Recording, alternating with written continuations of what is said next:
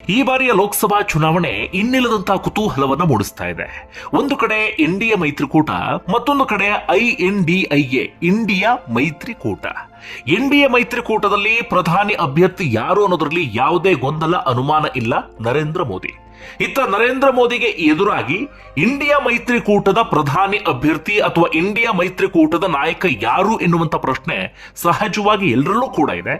ಸದ್ಯ ಇದೀಗ ಮುನ್ನೆಲೆಗೆ ಬಂದಿರುವಂತಹ ಹೆಸರು ಅಂದ್ರೆ ಕನ್ನಡಿಗ ಆಗಿರುವಂತಹ ರಾಜ್ಯಸಭಾ ಸದಸ್ಯ AICC ಅಧ್ಯಕ್ಷ ಮಲ್ಲಿಕಾರ್ಜುನ ಖರ್ಗೆ. ಮುಂದಿನ ಪ್ರಧಾನಿ ಅಭ್ಯರ್ಥಿ ಮಲ್ಲಿಕಾರ್ಜುನ ಖರ್ಗೆ ಎನ್ನುವಂತ ಹೆಸರು ಇದೀಗ ಮುನ್ನೆಲೆಗೆ ಬಂದಿದೆ. ಸಹಜವಾಗಿ ರಾಜಕೀಯ ವಲಯದಲ್ಲಿ ಸಾಕಷ್ಟು ಚರ್ಚೆಗೆ ಗ್ರಾಸವಾಗಿದೆ. ಜೊತೆಗೆ ನಾನಾ ರೀತಿಯಾದಂತಹ ವಿಶ್ಲೇಷಣೆಯನ್ನು ಕೂಡ ಮಾಡಲಾಗ್ತಾ ಇದೆ. ಯಾವಾಗ ಮಲ್ಲಿಕಾರ್ಜುನ ಖರ್ಗೆ ಹೆಸರು ಮುನ್ನೆಲೆಗೆ ಬಂತೋ, ಒಂದು ಕಡೆಯಿಂದ ರಾಹುಲ್ ಗಾಂಧಿ ಅಥವಾ ಗಾಂಧಿ ಕುಟುಂಬವನ್ನ ಹಿನ್ನೆಲೆಗೆ ಸರಿಸುವಂತ ಉದ್ದೇಶದಿಂದ ಮಲ್ಲಿಕಾರ್ಜುನ ಖರ್ಗೆ ಹೆಸರನ್ನ ಮುನ್ನೆಲೆಗೆ ತರಲಾಯ್ತಾ ಎನ್ನುವಂತ ಚರ್ಚೆ ನಡೀತಾ ಇದೆ. ನರೇಂದ್ರ ಮೋದಿಗೆ ಎದುರಾಗಿ ಪ್ರಬಲವಾದಂತ ನಾಯಕ ಮಲ್ಲಿಕಾರ್ಜುನ ಖರ್ಗೆ ಆಗ್ತಾರ ಎನ್ನುವಂತ ಚರ್ಚೆಯೂ ಕೂಡ ನಡೀತಾ ಇದೆ. ಮಲ್ಲಿಕಾರ್ಜುನ ಖರ್ಗೆ ಪ್ರಧಾನಿ ಅಭ್ಯರ್ಥಿ ಆದರೆ ಇನ್ನುಳಿದಂತ ಪ್ರಮುಖ ನಾಯಕರು ನಿತೀಶ್ ಕುಮಾರ್ ಆಗಿರಬಹುದು, ಲಾಲು ಪ್ರಸಾದ್ ಯಾದವ್ ಆಗಿರಬಹುದು, ಇಂತಹ ಪ್ರಮುಖ ನಾಯಕರು ಇದಕ್ಕೆ ಒಪ್ಪಿಗೆಯನ್ನು ಸೂಚಿಸ್ತಾರ. ಇಂತಹ ಒಂದಷ್ಟು ಚರ್ಚೆಯೂ ಕೂಡ ನಡೀತಾ ಇದೆ. ಹಾಗಾದ್ರೆ ಮಲ್ಲಿಕಾರ್ಜುನ ಖರ್ಗೆ ಹೆಸರು ಮುನ್ನೆಲೆಗೆ ಬಂದಿದ್ ಯಾಕೆ, ಏನೆಲ್ಲ ಬೆಳವಣಿಗೆ ಆಗ್ತಾ ಇದೆ, ಆ ವಿಚಾರವನ್ನ ಗಮನಿಸ್ತಾ ಹೋಗೋಣ. ಬಂಧುಗಳೇ, ನಿನ್ನೆ ಇಂಡಿಯಾ ಮೈತ್ರಿಕೂಟದ 4ನೇ ಸಭೆ ನಡೀತು. ಹೆಚ್ಚು ಕಡಿಮೆ 28 ಪಕ್ಷದ ನಾಯಕರು ಈ ಸಭೆಯಲ್ಲಿ ಭಾಗಿಯಾಗಿದ್ರು. ಸಭೆಯಲ್ಲಿ ಸಹಜವಾಗಿ ಚರ್ಚೆ ಎಲ್ಲವೂ ಕೂಡ ನಡೀತಾ ಇತ್ತು. ಆಗ ಒಂದು ವಿಚಾರ ಪ್ರಸ್ತಾಪ ಆಯಿತು. ಅದು ಸಹಜವಾಗಿ ಎಲ್ಲರ ಕುತೂಹಲಕ್ಕೆ ಕಾರಣವಾಯಿತು, ಜೊತೆಗೆ ಚರ್ಚೆಗೂ ಕೂಡ ಗ್ರಾಸವಾಯಿತು. ಅದೇನಪ್ಪಾ ಅಂದ್ರೆ, ಪಶ್ಚಿಮ ಬಂಗಾಳದ ಮುಖ್ಯಮಂತ್ರಿ ಆಗಿರುವಂತಹ ಮಮತಾ ಬ್ಯಾನರ್ಜಿ ಮುಂದಿನ ಪ್ರಧಾನಿ ಅಭ್ಯರ್ಥಿ ಮಲ್ಲಿಕಾರ್ಜುನ ಖರ್ಗೆಯನ್ನಾಗಿ ಘೋಷಿಸಬೇಕು ಅಂತ ಪ್ರಸ್ತಾವನೆಯನ್ನ ಮುಂದಿಟ್ರು. ಅವರು ಪ್ರಸ್ತಾವನೆಯನ್ನ ಮುಂದಿಡ್ತಾ ಇದ್ದ ಹಾಗೆ ಅರವಿಂದ್ ಕೇಜ್ರಿವಾಲ್ ಅದಕ್ಕೆ ಒಪ್ಪಿಗೆಯನ್ನ ಸೂಚಿಸಿದ್ರು. ಅಷ್ಟು ಮಾತ್ರ ಅಲ್ಲ, 12 ಪಕ್ಷದ ಪ್ರಮುಖ ನಾಯಕರು ಕೂಡ ಅದಕ್ಕೆ ಒಪ್ಪಿಗೆಯನ್ನ ಕೊಟ್ರು. ಹೌದು, ಮಲ್ಲಿಕಾರ್ಜುನ ಖರ್ಗೆ ಅವರನ್ನ ಪ್ರಧಾನಿ ಅಭ್ಯರ್ಥಿ ಅಂತ ಘೋಷಣೆ ಮಾಡಿಕೊಂಡು ನಾವು ಚುನಾವಣೆಗೆ ಹೋದ್ರೆ ನಮಗೆ ಸಹಾಯ ಆಗುತ್ತೆ ಅನ್ನೋದು ಅವರೆಲ್ಲರ ಅಭಿಪ್ರಾಯ ಆಗಿತ್ತು. ಇನ್ನು ಮಲ್ಲಿಕಾರ್ಜುನ ಖರ್ಗೆ ಅವರ ಹೆಸರು ಪ್ರಸ್ತಾಪ ಮಾಡೋದಕ್ಕೆ ಅವರು ಕೊಟ್ಟಂತ ಕಾರಣ ಏನಪ್ಪಾ ಅಂದ್ರೆ, ಉದಾಹರಣೆಗೆ ಮಮತಾ ಬ್ಯಾನರ್ಜಿ ಪಶ್ಚಿಮ ಬಂಗಾಳದ ಆಚೆಗೆ ಅವರು ರೀಚ್ ಆಗೋದು ಬಹಳ ಕಷ್ಟ. ಅರವಿಂದ್ ಕೇಜ್ರಿವಾಲ್ ದೆಹಲಿ ಆಚೆಗೆ ಕೆಲವು ರಾಜ್ಯಗಳಲ್ಲಿ ಪ್ರಭಾವ ಬಿಟ್ಟರೆ ಅದರ ಆಚೆ ಕಷ್ಟ. ನಿತೀಶ್ ಕುಮಾರ್ ಆಗಿರ್ಬೋದು, ಲಾಲು ಪ್ರಸಾದ್ ಯಾದವ್ ಆಗಿರ್ಬೋದು, ಅದೆಲ್ಲರೂ ಕೂಡ ಕೇವಲ ತಮ್ಮ ರಾಜ್ಯಕ್ಕೆ ಮಾತ್ರ ಸೀಮಿತ ಆಗಿದ್ದಾರೆ. ಅದರ ಆಚೆಗೆ ಹೆಚ್ಚು ರೀಚ್ ಆಗುವಂತ ನಾಯಕ ಅಲ್ಲ. ಮಲ್ಲಿಕಾರ್ಜುನ ಖರ್ಗೆ ಕರ್ನಾಟಕದ ಪ್ರಮುಖ ನಾಯಕ, ಅದರ ಆಚೆಗೂ ಕೂಡ ತಕ್ಕ ಮಟ್ಟಿಗೆ ಪ್ರಭಾವ ಬೀರಬಲ್ಲಂತಹ ನಾಯಕ. ಯಾಕಂದ್ರೆ ಲೋಕಸಭೆಯಲ್ಲಿ ವಿರೋಧ ಪಕ್ಷ ನಾಯಕರಾಗಿದ್ರು, ರಾಜ್ಯಸಭೆಯ ವಿಪಕ್ಷ ಪಕ್ಷದ ನಾಯಕ ಆಗಿರಬಹುದು, ಅಥವಾ AICC ಅಧ್ಯಕ್ಷರಾಗಿರುವಂತಹ ಕಾರಣಕ್ಕಾಗಿ ಮಲ್ಲಿಕಾರ್ಜುನ ಖರ್ಗೆ ತಕ್ಕ ಮಟ್ಟಿಗೆ ಪ್ರಭಾವವನ್ನು ಹೊಂದಿದ್ದಾರೆ. ಅದಕ್ಕೂ ಮಿಗಿಲಾಗಿ ದೇಶದ ಅತಿ ದೊಡ್ಡ ಸಮುದಾಯ ಆಗಿರುವಂತಹ SC ST ಆ ಸಮುದಾಯವನ್ನ ಪ್ರತಿನಿಧಿಸುವಂತಹ ಕಾರಣಕ್ಕಾಗಿ ಮಲ್ಲಿಕಾರ್ಜುನ ಖರ್ಗೆ ಹೆಸರು ಉತ್ತಮ ಎನ್ನುವಂತ ಅಭಿಪ್ರಾಯವನ್ನ ವ್ಯಕ್ತಪಡಿಸಿದ್ರು. ಈ ಮೂಲಕ ದಲಿತಾಸ್ತ್ರ ಅಥವಾ ದಲಿತ ಕಾರ್ಡ್ ಪ್ರಯೋಗದ ವಿಚಾರವನ್ನ ಮಮತಾ ಬ್ಯಾನರ್ಜಿ ಸೇರಿದಂತೆ ಒಂದಷ್ಟು ನಾಯಕರು ಮುಂದಿಟ್ರು. ಆ ನಾಯಕರು ಈ ವಿಚಾರವನ್ನ ಪ್ರಸ್ತಾಪ ಮಾಡ್ತಿದ್ದ ಹಾಗೆ ಸಹಜವಾಗಿ ಹಿರಿಯ ನಾಯಕರಾಗಿರುವಂತಹ ನಿತೀಶ್ ಕುಮಾರ್, ಲಾಲು ಪ್ರಸಾದ್ ಯಾದವ್ ಇವರೆಲ್ಲರೂ ಕೂಡ ತಮ್ಮ ಅಸಮಾಧಾನವನ್ನ ವ್ಯಕ್ತಪಡಿಸಿದ್ರು ಅಂತಲೂ ಕೂಡ ಹೇಳಲಾಗ್ತಾ ಇದೆ. ಯಾಕಂದ್ರೆ ನಿತೀಶ್ ಕುಮಾರ್ ಮುಂದಿನ ಪ್ರಧಾನಿ ಆಗಬೇಕು ಎನ್ನುವಂತ ಕನಸನ್ನ ಕಾಣ್ತಿದ್ದಾರೆ. ಕೇವಲ ನಿತೀಶ್ ಕುಮಾರ್ ಮಾತ್ರ ಅಲ್ಲ, ಇಂಡಿಯಾ ಮೈತ್ರಿಕೂಟದ ಸಾಕಷ್ಟು ನಾಯಕರು ಕೂಡ ಅದೇ ರೀತಿಯಾಗಿ ಕನಸನ್ನ ಕಾಣ್ತಾ ಇದ್ದಾರೆ. ಸಹಜವಾಗಿ ಅವರೆಲ್ಲರೂ ಕೂಡ ಅಸಮಾಧಾನವನ್ನು ವ್ಯಕ್ತಪಡಿಸಿದ್ರು. ಮುಂದಿನ ದಿನಗಳಲ್ಲಿ ಮಲ್ಲಿಕಾರ್ಜುನ ಖರ್ಗೆ ಹೆಸರಿಗೆ ಒಪ್ಪಿಗೆಯನ್ನು ಸೂಚಿಸಬಹುದು, ಅಥವಾ ಸೈಲೆಂಟ್ ಆಗಿ ಕೂತ್ಕೊಳ್ಬಹುದು, ಅಥವಾ ವಿರೋಧವನ್ನ ವ್ಯಕ್ತಪಡಿಸಬಹುದು. ಅದು ಏನು ಬೇಕಾದ್ರೂ ಆಗಬಹುದು.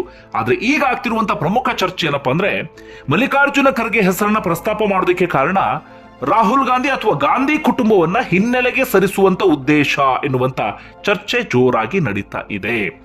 ಇಲ್ಲಿವರೆಗೆ ಪ್ರಧಾನಿ ಅಭ್ಯರ್ಥಿ ಯಾರು ಅಂದಾಗ ಸಹಜವಾಗಿ ಎಲ್ಲರ ಮನಸ್ಸಿನಲ್ಲಿ ಮೂಡ್ತಾ ಇದ್ದಂತ ಒಂದು ಹೆಸರು ಅಂದ್ರೆ ರಾಹುಲ್ ಗಾಂಧಿ. ಅಂದ್ರೆ ಇಂಡಿಯಾ ಮೈತ್ರಿಕೂಟದಿಂದ ಯಾರು ಅಂದಾಗ ರಾಹುಲ್ ಗಾಂಧಿ.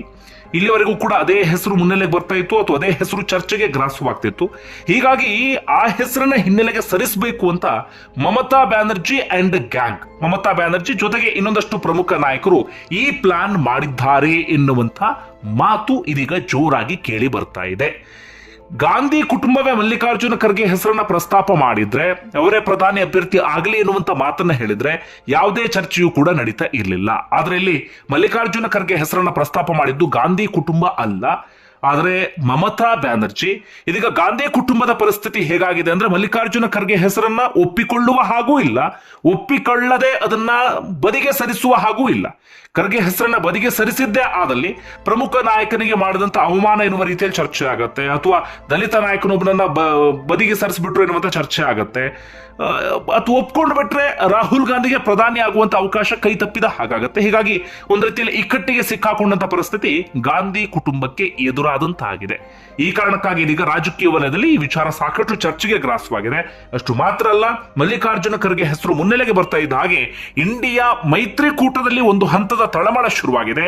ಈತ ರಾಹುಲ್ ಗಾಂಧಿ ಅಥವಾ ಗಾಂಧಿ ಕುಟುಂಬ ಇದೆಯಲ್ಲ, ಅಲ್ಲೂ ಕೂಡ ಒಂದು ರೀತಿಯಾದಂತಹ ತಳಮಳ ಶುರುವಾಗಿದೆ. ಈ ವಿಚಾರ ಎಲ್ಲಿವರೆಗೆ ಹೋಗಬೇಕಾದ್ರೂ ತಲುಪಬಹುದು. ಮಲ್ಲಿಕಾರ್ಜುನ ಖರ್ಗೆ ಹೆಸರು ಪ್ರಸ್ತಾಪ ಮಾಡಿದ್ದು ಇಂಡಿಯಾ ಮೈತ್ರಿಕೂಟದಲ್ಲಿ ಅಸಮಾಧಾನ, ಭಿನ್ನಾಭಿಪ್ರಾಯಗಳು ಜಾಸ್ತಿ ಆಗೋದಕ್ಕೂ ಕಾರಣ ಆಗಬಹುದು, ಅಥವಾ ಗಾಂಧಿ ಕುಟುಂಬದೊಳಗಡೆಯಿಂದ ಆ ತಳಮಳ ಇನ್ನಷ್ಟು ಜಾಸ್ತಿಯಾಗಿ ಅದು ಬೇರೆ ರೂಪವನ್ನು ಪಡೆದುಕೊಂಡ್ರು ಕೂಡ ಅಚ್ಚರಿ ಇಲ್ಲ. ಹೀಗಾಗಿ ಮಲ್ಲಿಕಾರ್ಜುನ ಖರ್ಗೆ ತಮ್ಮ ಹೆಸರು ಪ್ರಸ್ತಾಪ ಆಗ್ತಾ ಇದ್ದ ಹಾಗೆ ಅವರು ಸ್ಪಷ್ಟನೆ ಕೊಟ್ಟರು, ಸದ್ಯಕ್ಕೆ ಯಾರ ಹೆಸರನ್ನು ಕೂಡ ಪ್ರಸ್ತಾಪ ಮಾಡೋದು ಬೇಡ, ಮೊದಲು ಚುನಾವಣೆಗೆ ಹೋಗೋಣ, ಚುನಾವಣೆಯನ್ನ ಗೆಲ್ಲೋಣ, ಗೆದ್ದು ಆದ ನಂತರ ಯಾರು ಆಗಬೇಕು ಎನ್ನುವಂತ ತೀರ್ಮಾನಕ್ಕೆ ಬರೋಣ ಎನ್ನುವಂತ ಚರ್ಚೆ. ಇದರೊಳಗೆ ಮತ್ತೊಂದು ವಿಚಾರ ಇದೀಗ ಮುನ್ನೆಲೆಗೆ ಬಂದಿದೆ. ಹಾಗಾದ್ರೆ ನರೇಂದ್ರ ಮೋದಿ ಎದುರು ಮಲ್ಲಿಕಾರ್ಜುನ ಖರ್ಗೆ ಪ್ರಬಲವಾದಂತ ಪ್ರಧಾನಿ ಅಭ್ಯರ್ಥಿ ಆಗ್ತಾರಾ, ಅಥವಾ ನರೇಂದ್ರ ಮೋದಿ ಅವರ ಆ ಪ್ರಭಾವಕ್ಕೆ ತಕ್ಕನಾಗೆ ಪೈಪೋಟಿಯನ್ನು ಕೊಡ್ತಾರಾ ಎನ್ನುವಂತ ಚರ್ಚೆಯು ಕೂಡ ಇದೀಗ ಜೋರಾಗಿ ನಡೀತಾ ಇದೆ. ಮಲ್ಲಿಕಾರ್ಜುನ ಖರ್ಗೆ ಹೊರತಾಗಿ ಇನ್ಯಾರು ಪ್ರಧಾನಿ ನರೇಂದ್ರ ಮೋದಿಗೆ ಟಕ್ಕರ್ ಕೊಡಬಹುದು ಅಥವಾ ಪೈಪೋಟಿ ಕೊಡಬಹುದು, ಇಂತಹ ಚರ್ಚೆಯೂ ಕೂಡ ಇದೆ. ನೋಡೋಣ, ಅದು ಚುನಾವಣೆ ಹತ್ರ ಬರ್ತಾ ಇದ್ದ ಹಾಗೆ ಇನ್ನೊಂದಷ್ಟು ರಾಜಕೀಯ ಬೆಳವಣಿಗೆ ಆಗುತ್ತೆ, ಮುಂದೆ ಏನೇನು ಬೆಳವಣಿಗೆ ಆಗುತ್ತೆ ಅದೆಲ್ಲವನ್ನು ಕೂಡ ಕಾದು ನೋಡಬೇಕಾಗಿದೆ. ಇನ್ನು ಮಲ್ಲಿಕಾರ್ಜುನ ಖರ್ಗೆ ವಿಚಾರಕ್ಕೆ ಬರ್ತಾ ಹೋಗೋದಾದ್ರೆ, ಮಲ್ಲಿಕಾರ್ಜುನ ಖರ್ಗೆ ನಿಮ್ಮೆಲ್ಲರಿಗೂ ಕೂಡ ಗೊತ್ತಿರುವ ಹಾಗೆ ಕರ್ನಾಟಕದ ಪ್ರಮುಖ ನಾಯಕ. 1972ರಿಂದಲೂ ಕೂಡ ರಾಜಕಾರಣದಲ್ಲಿದ್ದಾರೆ. ಅದಕ್ಕೂ ಮುನ್ನ ಒಂದಷ್ಟು ಅವಮಾನವನ್ನ ಫೇಸ್ ಮಾಡಿದಂಥವ್ರು, ಒಂದಷ್ಟು ನೋವನ್ನು ಉಂಡಂಥವ್ರು. ಕಾರಣ, ಇವರು ತುಂಬಾ ಚಿಕ್ಕ ವಯಸ್ಸಲ್ಲಿದ್ದಾಗ, 7 ವರ್ಷ ಇದ್ದಾಗ ಇವರ ತಾಯಿ ಹಾಗೆ ಇವರ ಸಹೋದರನನ್ನ ಬೆಂಕಿಯಲ್ಲಿ ಸುಟ್ಟು ಹಾಕಿದ್ದನ್ನ ಕಣ್ಣಾರೆ ಕಂಡಂತವ್ರು. ರಜಾಕ್ ಸೇನೆ ಆಗ 1948ರಲ್ಲಿ ಇವರು ಮನೆಗೆ ನುಗ್ಗಿ ಅವರೆಲ್ಲರೂ ಕೂಡ ಬೆಂಕಿಯಲ್ಲಿ ಸುಟ್ಟು ಹಾಕ್ಬಿಟ್ಟಿತ್ತು. ಇವರು ಬೀದರ್ನಲ್ಲಿದ್ದವರು ಮೂಲತಃ. ಅದಾದ ಬಳಿಕ ಕಲಬುರಗಿ ಕಡೆಗೆ ವಲಸೆ ಬಂದಂತವರು. ಅದಾದ ಬಳಿಕ ವಿದ್ಯಾರ್ಥಿ ಜೀವನದಲ್ಲಿ ರಾಜಕೀಯಕ್ಕೆ ಒಂದು ರೀತಿ ರಾಜಕೀಯ ಆಕರ್ಷಣೆಯನ್ನು ಹೊಂದು, ಅದಾದ ಬಳಿಕ ಅಲ್ಲಿ ತಮ್ಮಂತಾವು ಗುಡ್ಸ್ಕೊಂಡು ಅಂತಿಮವಾಗಿ 1972ರಿಂದ ಚುನಾವಣೆಗೆ ಸ್ಪರ್ಧೆ ಮಾಡೋದಕ್ಕೆ ಶುರು ಮಾಡ್ಕೊಳ್ತಾರೆ. 2008ರವರೆಗೂ ಕೂಡ ವಿಧಾನಸಭಾ ಚುನಾವಣೆ ಒಂದೇ ಒಂದು ಸೋಲಿಲ್ಲ, ನಿರಂತರವಾದಂತಹ ಗೆಲುವು.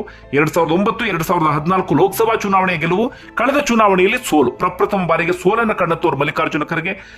ಪ್ರಮುಖ ದಲಿತ ನಾಯಕನಾಗಿ ಗುರುತಿಸಿಕೊಂಡಂತವರು. ಕಾಂಗ್ರೆಸ್ ಯಾವುದೇ ನಿರ್ಧಾರವನ್ನು ತೆಗೆದುಕೊಂಡ್ರು ಕೂಡ ಇಲ್ಲಿವರೆಗೂ ವಿರೋಧ ವ್ಯಕ್ತಪಡಿಸದೆ ಅವರ ನಂಬಿಕೆಯನ್ನು ಉಳಿಸ್ಕೊಂಡು ಬಂದಂತವರು, ಕೊನೆಗೆ AICC ಅಧ್ಯಕ್ಷರಾದಂಥವರು. ಹೀಗಾಗಿ ಮಲ್ಲಿಕಾರ್ಜುನ ಖರ್ಗೆ ಹೆಸರು ಇದೀಗ ಮುನ್ನೆಲೆಯಲ್ಲಿದೆ. ನೋಡೋಣ ಮುಂದೆ ಏನೆಲ್ಲ ಬೆಳವಣಿಗೆ ಆಗುತ್ತೆ ಅಂತ.